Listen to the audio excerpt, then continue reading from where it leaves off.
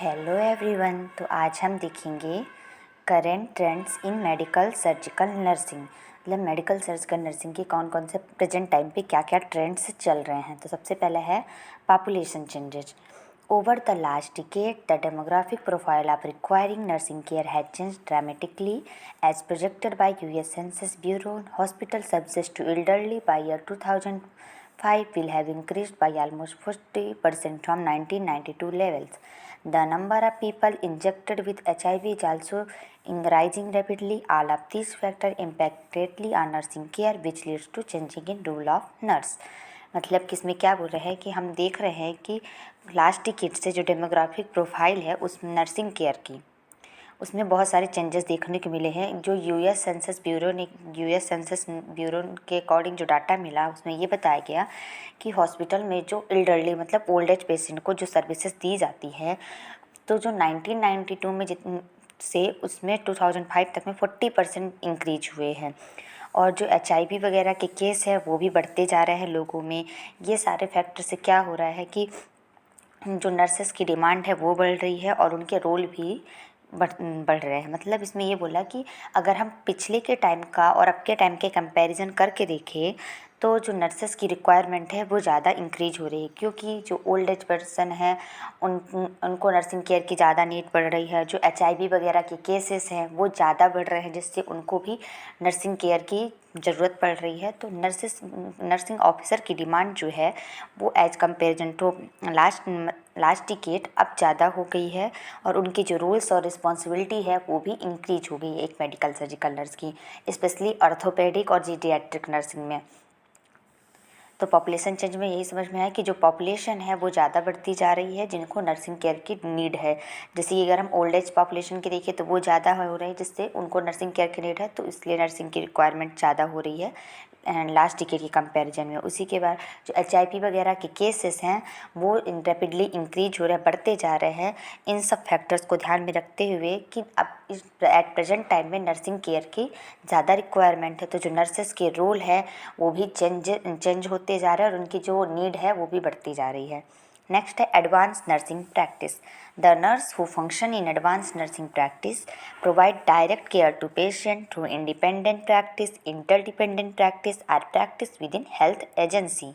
तो advance nursing role का means क्या होता है, मतलब एडवांस नर्सिंग प्रैक्टिस का मीन्स क्या होता है कि जो ट्रेडिशनल में नर्सेस के रोल्स चल रहे थे उससे हम एडवांस कर रहे हैं। मतलब जो पुराने टाइम पे जो नर्सेस के रोल्स जो ट्रेनिंग चल रहे थे उसमें कुछ मॉडिफिकेशन लाया, एडवांस ट्रेनिंग दे रहे हैं, न्यू नॉलेज दे रहे हैं, उन नर्सेस की स्किल्स पे फोकस कर रहे हैं ताकि जो उनकी क्वालिटी ऑफ केयर है उसमें इम्प्रूवमेंट आ सके। तो एडवांस नर्सिंग प्रैक्टिस का मीन्स वही कि जो ट्रेडिशनल टाइम से जो नर्सेस की फंक्शन चले आ रहे थे, जिस टाइप की उनको प्रैक्टिस दी रही थी, उसमें थोड़ा सा मॉडिफिकेशन किया गया। एडवांस तरीके से उनको उनकी स्किल्स में फोकस कर रहे हैं, उनको न्यू कॉम्प्रिहेंसिव नॉलेज दे रहे हैं, उनकी क्वालिटीज़ पे फोकस कर रहे हैं कि उनकी लीडरशिप, कोलैबोरेशन, जितनी भी क्वालिटीज़ उन पे फोकस कर रहे हैं, जिससे जो क्वालिटी ऑफ केयर है उसमें इम्प्रूवमेंट आ सके। तो नर्स जो फंक्शन करती है एडवांस प्रैक्टिस रोल में वो डायरेक्ट केयर भी पेशेंट को दे सकती है। इंडिपेंडेंट प्रैक्टिस कहते हो। इंडिपेंडेंट प्रैक्टिस मीन्स उसके पास जो नॉलेज, जो स्किल्स, एबिलिटीज़ हैं उसके थ्रू वो पेशेंट को केयर दे सकती है, वो खुद से इंडिपेंडेंट है केयर देने के लिए। इंटरडिपेंडेंट प्रैक्टिस मीन्स जो वो प्रैक्टिस कर रही है, जो वो पेशेंट को केयर दे रही है, वो अदर टीम के साथ मिलके, मतलब वो दूसरे टीम पे भी डिपेंड है केयर देने के लिए। और practice within health agency hospital वगैरह में जो वो पेशेंट को केयर देती है। तो एडवांस नर्सिंग प्रैक्टिस मतलब जो नर्स एडवांस नर्स प्रैक्टिस की ट्रेनिंग ले चुकी हैं तो वो पेशेंट को डायरेक्ट केयर देती हैं इंडिपेंडेंट प्रैक्टिस के थ्रू। इंडिपेंडेंट मीन्स वही है कि उनकी खुद की जो नॉलेज है, जो स्किल्स है, उसके थ्रू वो पेशेंट को इंडिपेंडेंटली मतलब फ्रीडम के साथ केयर दे रही हैं खुद से। इंटरडिपेंडेंट प्रैक्टिस मीन्स वो पेशेंट को जो केयर दे रही है वो अदर टीम के साथ मिलके दे रही है, मतलब दूसरे लोगों पे वो डिपेंड है और उनके साथ मिलके वो केयर दे रही हैं। और हेल्थ एजेंसी में जो पेशेंट को केयर दे रही है, हॉस्पिटल, क्लिनिक्स, वहाँ जा नर्सिंग होम्स, वहाँ जो वो पेशेंट केयर दे रही है तो वो हेल्थ एजेंसी के अंदर आ गया। नेक्स्ट है health care reform. Over the years, healthcare has become increasingly expensive. Insurance premium have climbed, and business have been less inclined to offer health benefits to all through gold program. तो जैसे जैसे years change होते गए तो health care क्या हो गई, हमारी एक्सपेंसिव हो गई, महंगी हो गई। इंश्योरेंस प्रीमियम वगैरह तो उसमें ओवरऑल कहा जाए कि हेल्थ केयर रिफॉर्म में क्या है, हम ऐसी टेक्निक्स मेथड्स का यूज कर रहे हैं जिससे हम अपनी जो हेल्थ केयर है उसमें इम्प्रूवमेंट ला सकें। ऐसी स्किल्स, ऐसी क्वालिटी ऑफ केयर दे रहे हैं कि जिससे हम अपनी हेल्थ केयर में इम्प्रूवमेंट ला सकें, क्योंकि टाइम के साथ साथ जो हेल्थ केयर है वो बहुत ही महंगी हो गई है, लोगों के लिए ट्रीटमेंट जो है वो एक्सपेंसिव हो गए हैं। तो इसलिए हमें ऐसी मेथड है, ऐसी टेक्निक का यूज कर रहे हैं अब कि जिससे हम क्वालिटी ऑफ केयर दे सके पेशेंट को, और वो भी एट रिजनेबल प्राइस में। मतलब उनको क्वालिटी ऑफ केयर हमको पेशेंट को देना है। और क्योंकि अब हेल्थ केयर क्या है, एक्सपेंसिव हो गई है, तो हमें ऐसे प्रोग्राम चलाने हैं, उन प्रोग्राम के थ्रू पेशेंट को केयर देनी है जिससे वो अपनी हेल्थ को भी मेंटेन रख सके और उन्हें ज़्यादा पैसे भी खर्च ना करने पड़े। नेक्स्ट है computerization. Use of computerized record allow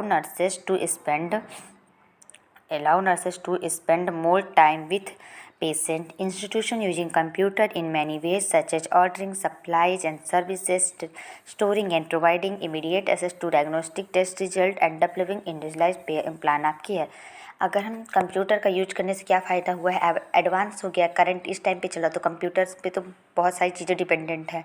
तो अगर हम कंप्यूटर के थ्रू हम रिकॉर्ड को मेंटेन कर रहे हैं, रिकॉर्ड एक प्रूफ की तरह सर्व करते हैं, एमएलसी वगैरह केसेस में भी काम आते हैं और फ्यूचर स्टडी में भी काम आते हैं। तो अगर हम रिकॉर्ड की जो मेंटेनेंस है वो हम कंप्यूटराइज के थ्रू, कंप्यूटर के यूज के थ्रू करेंगे, तो हम रिकॉर्ड जो मेंटेनेंस है वो जल्दी कर पाएंगे, मतलब कम शॉर्ट टाइम में हो पाएगा। जिससे क्या होगा, नर्स के पास जो एक्स्ट्रा टाइम बचेगा वो टाइम पेशेंट के साथ स्पेंड करेगी, मतलब पेशेंट को क्वालिटी केयर देगी, उसको इमोशनल साइकोलॉजिकल सपोर्ट देगी। और इसी के साथ साथ जो इंस्टीट्यूट कंप्यूटर को यूज करते हैं वो कई तरह से करते, जैसे कि ऑर्डर करते हैं सप्लाईज़ की, जो भी इक्विपमेंट या सप्लाईज़ की ज़रूरत है उसको ऑर्डर कर लेते हैं, और सर्विसेज की साथ ही साथ स्टोर भी करते हैं बहुत सारी चीज़ें। और अगर डायग्नोस्टिक टेस्ट वगैरह जो भी डायग्नोसिस वाले टेस्ट होते हैं उनको इमीडिएट एक्सेस मिल सकता है कंप्यूटर के थ्रू, और उनके रिजल्ट भी कंप्यूटर के थ्रू हमें एट द पॉइंट मिल जाते हैं, और जिससे हम एक इंडिविजुअल का पर्सनल इंडिविजुअलाइज्ड केयर प्लान भी नर्सिंग ऑफिसर डेवलप कर पाती हैं। तो आज हमने पहला पॉइंट देखा पॉपुलेशन चेंज, जिसमें हमने देखा कि समय के साथ क्या हो रहा है, जो नर्सेस की रिक्वायरमेंट है, जो उनके रोल्स है वो चेंज हो रहे हैं। जो यूएस सेंसस ब्यूरो ने बताया कि हॉस्पिटल सर्विसेज जो एल्डरली यानी ओल्ड एज पर्सन को दी जाती थी वो अब 2005 में 40% इंक्रीज हो गई है। जो HIV वगैरह से इन्फेक्टेड लोग हैं उनके भी केसेस बढ़ते जा रहे हैं। इन सारे फैक्टर्स को देखते हुए जो नर्सिंग केयर है उसकी जो मतलब उसकी डिमांड बढ़ रही है, जो नर्सेस के रोल है वो चेंज हो रहे हैं, और क्वालिटी ऑफ नर्सिंग केयर की ज़्यादा नीड हो रही है। फिर एडवांस नर्सिंग प्रैक्टिस का मीन्स हमने ये देखा कि जो ट्रेडिशनल प्रैक्टिस थी उसमें हमने इम्प्रूवमेंट लाया, मतलब हम एडवांस ट्रेनिंग दे रहे हैं, उनके स्किल्स पे फोकस कर रहे हैं, उनके कैपेबिलिटीज़ पे, नॉलेज पे फोकस कर रहे हैं। और तो जो नर्स एडवांस प्रैक्टिस रोल करती है, मतलब वो डायरेक्ट केयर दे सकती है पेशेंट को, इंडिपेंडेंट फंक्शन, मतलब उसकी जो स्किल, कैपेबिलिटीज़, नॉलेज है उससे वो पेशेंट को केयर दे सकती है। इंटरडिपेंडेंट प्रैक्टिस में अगर वो पेशेंट को केयर दे रही है तो वो दूसरे टीम या मेंबर पे डिपेंड होके उनके साथ केयर दे रही है। और अगर हेल्थ एजेंसी यानी हॉस्पिटल वगैरह में केयर दे रही है तो हेल्थ एजेंसी के अंदर आ जाएगा। हेल्थ केयर रिफॉर्म में हमने देखा कि समय के साथ जो है हमारी हेल्थ केयर जो है वो एक्सपेंसिव हो गए, इंश्योरेंस के प्रीमियम जो है वो भी महंगे हो गए हैं।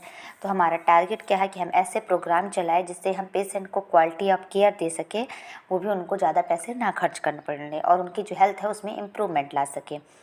कंप्यूटराइजेशन में हमने देखा कि अगर हम कंप्यूटर के थ्रू रिकॉर्ड वगैरह का मेंटेनेंस कर रहे हैं तो हम शॉर्ट टाइम में जल्दी कर पाएंगे, जिससे नर्स के पास जो एक्स्ट्रा समय बचेगा वो टाइम वो पेशेंट के साथ स्पेंड करेंगी, उनको साइकोलॉजिकल सपोर्ट देंगी, उनकी काउंसलिंग कर सकती हैं। और जो इंस्टीट्यूट कंप्यूटर का यूज करते हैं वो कई तरीके से कहते हैं कि अगर कोई सप्लाईज या इक्विपमेंट्स वगैरह की कमी हो गई तो उनको ऑर्डर करते हैं।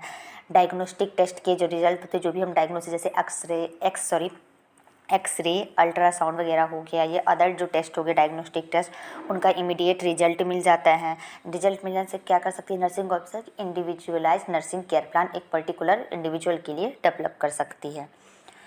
ये हो गया current trends in medical surgical nursing के बारे में। इसके नेक्स्ट पॉइंट को हम इसके नेक्स्ट पार्ट में डिस्कस करेंगे। आई होप आपको मेरी वीडियोज पसंद आ रही हो तो please like, share and subscribe my channel. Thank you.